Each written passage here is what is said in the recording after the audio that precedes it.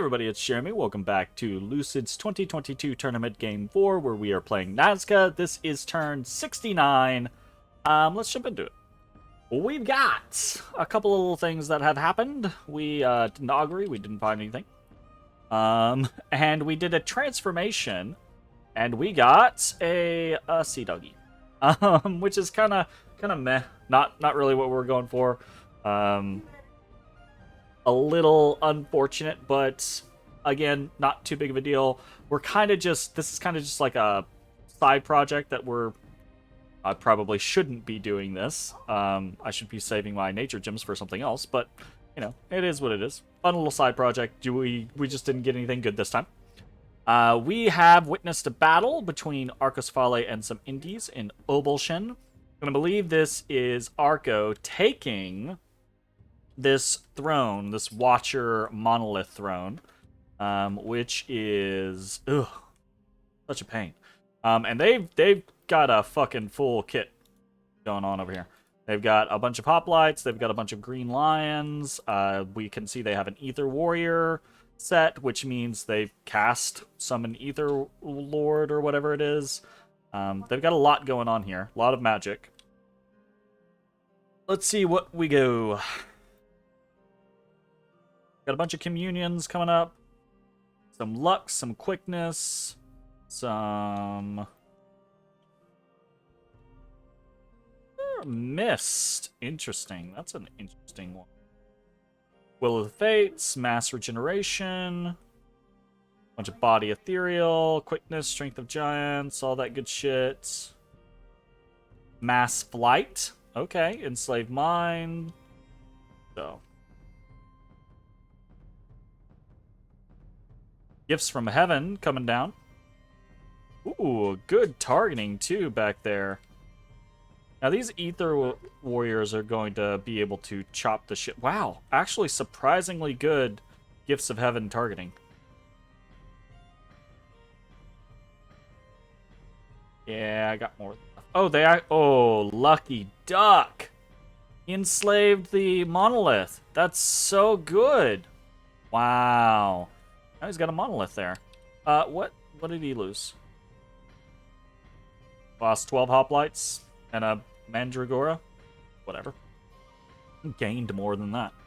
Let's watch this again. That monolith has a fair amount of paths on it. Oh my goodness, that is so good to get. 555? That is so nice. 555 innate spellcaster 1. That's so good. That's gonna serve Arco really, really well. Okay, so nothing to report on for us so far, unfortunately. But now we've gotten to some events, so let's take a look at these. We have an event in Golm. A law has been decreed against sodomy. Well, fuck you. That's bullshit. Also, unrest +4 and order +2. Get out of here. Negative event. And then in Old Man Mountains, some unnecessary laws have been abolished. Turmoil +3 and unrest +12. Again, I think this is such weird wording, right? Like, it's basically like, oh, unnecessary laws have been abolished. But I think what it means is it's more along the lines of like, oh, we made the laws go away, right? Two negative events. We're luck 3. What the fuck? Events for the turn. 2 negative, 0 positive. Golem order +2, Golem unrest +4. And then Old Man Mountain turmoil +3 and Old Man Mountain unrest +12. That's kind of unfortunate. There's also a worldwide event. Thaumaturgy rituals are cheaper this month. We found false prophets. So I guess technically we have like a versus in. Ah, shit. Let me put this up here. This counts. Battles versus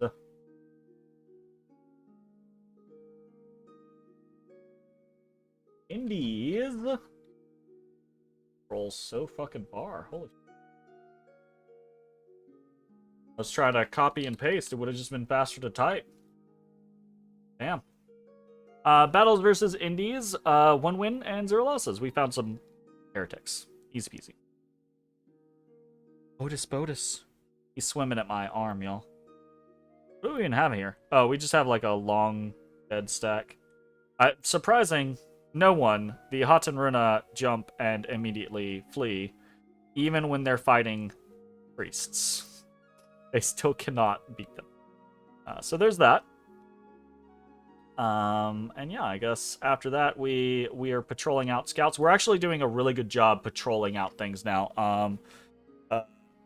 So we're gonna continue right on that front, Long Dead or Hatenruna everywhere we can to patrol everything out. Fingers crossed. Construction of Palisade in Amul is completed. Awesome.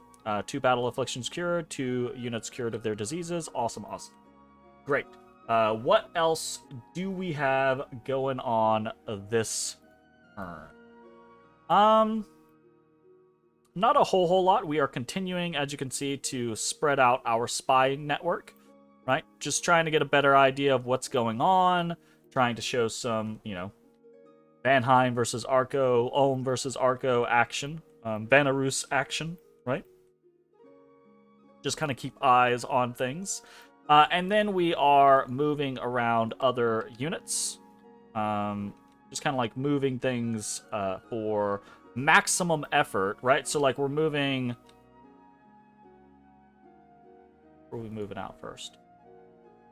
Yeah, we're moving out Mountain Spirits with Vile Waters, right? To go to different directions. We're going to try to get... So the Hatenruna, we know, are ineffective at killing things, but they're very effective at patrolling things out, right? So I'm going to try to start stationing things that can kill with the Hatenruna.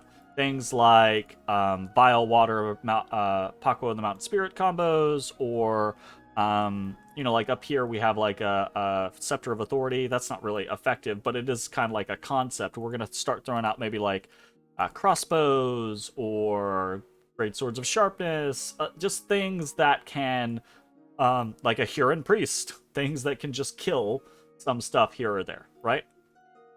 So that when we catch certain things, we have a good chance of making sure that that thing dies. So that's what's going on with most of our movements. Otherwise, just putting more Hatenruna and more Long Dead into different locations to patrol. And from a world standpoint, I haven't heard anything super drastic. Belarus is falling, right? Slowly but surely, they're being raided down by Vanheim.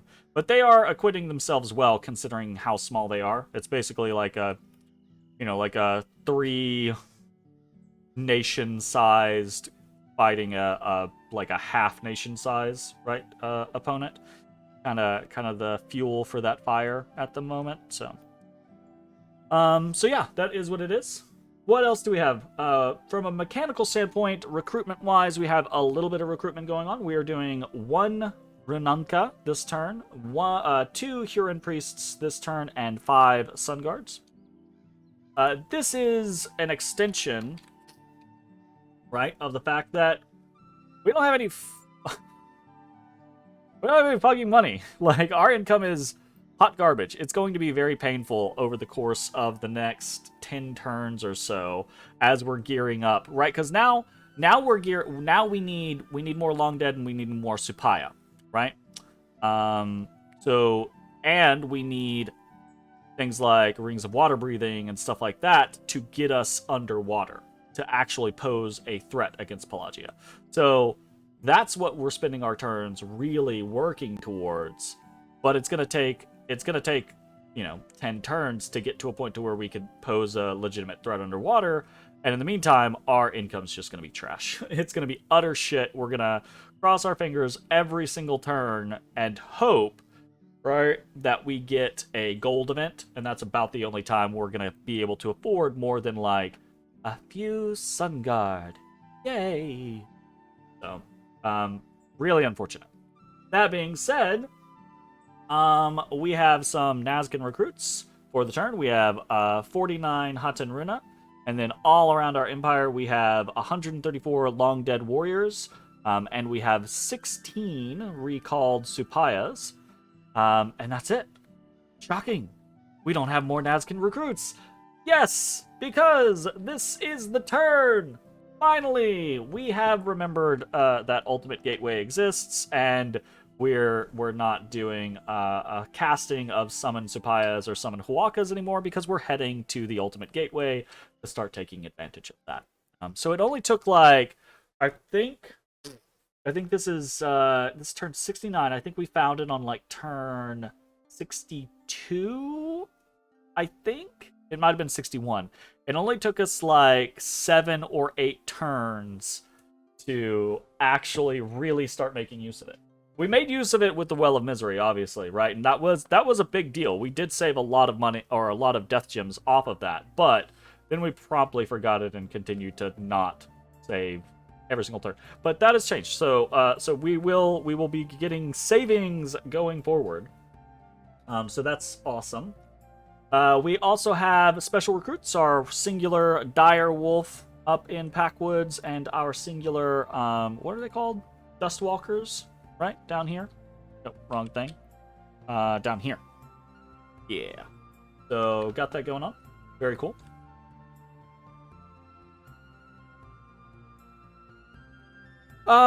So, because we're not doing summon Huacas or summon Supayas this turn, we don't actually have a whole lot going on from the ritual side of things. We have rituals. We are doing 1 augury, continuing to try to just desperately acquire more fire gems to no avail. We are like the anti-fire nation, apparently. We are casting a Dome of Air over in Satranda. We're doing 2 teleports for our Royal Malquis, getting them over to the Forgotten Woods. And we're doing another transformation, right? Just continuing to kind of idly fish for that. Which I probably shouldn't be doing. That is an expensive side project, but...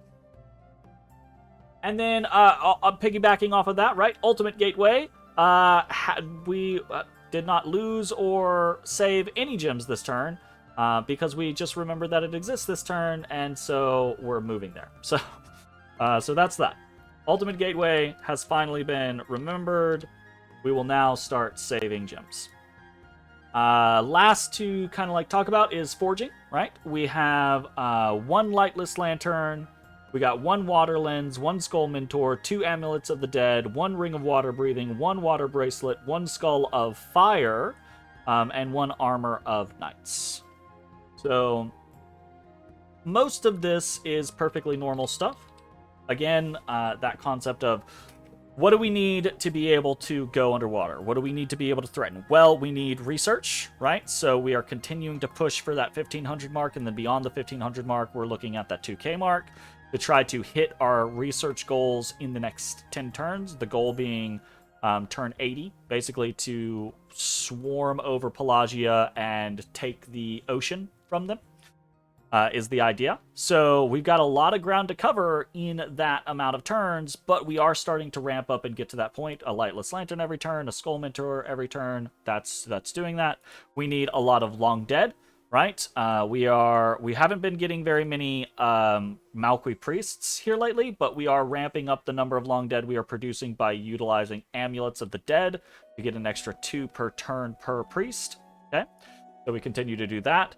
Obviously, one of our core strengths is going to be our Hydromancer core, right? So we want to outfit our Hydromancer core as soon as we get them. So water bracelets, water lenses, etc., etc.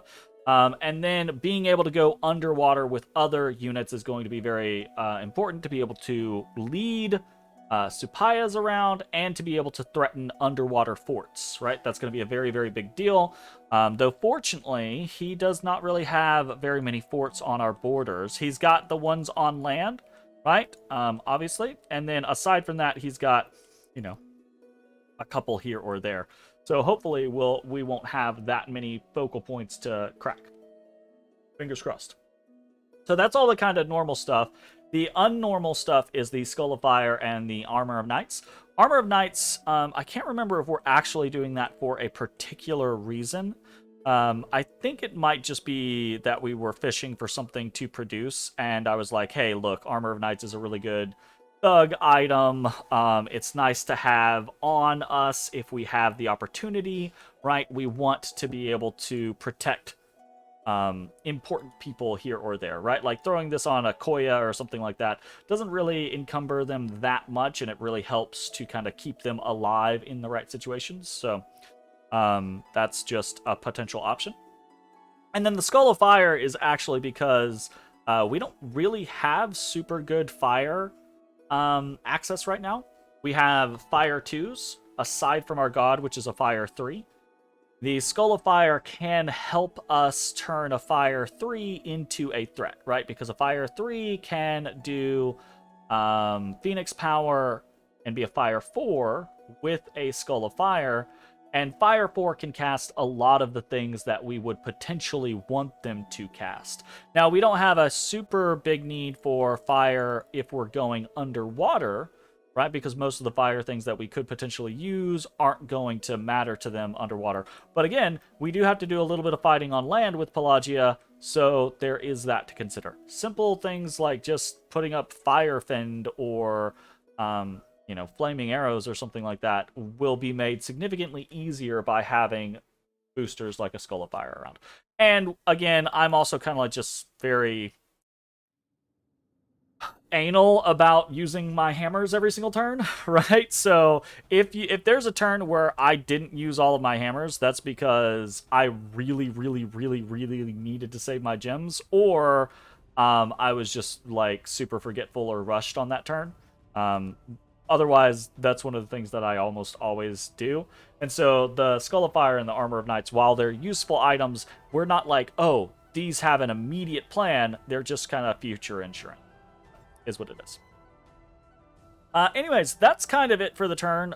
We don't really have a lot of prep work or anything like that. Now that we know or have remembered that the Ultimate Gateway is in play, though, I think we have a couple of different ideas that we are going to swing for. Obviously, we're going to start summoning Huakas and Supayas over in the Forgotten Woods.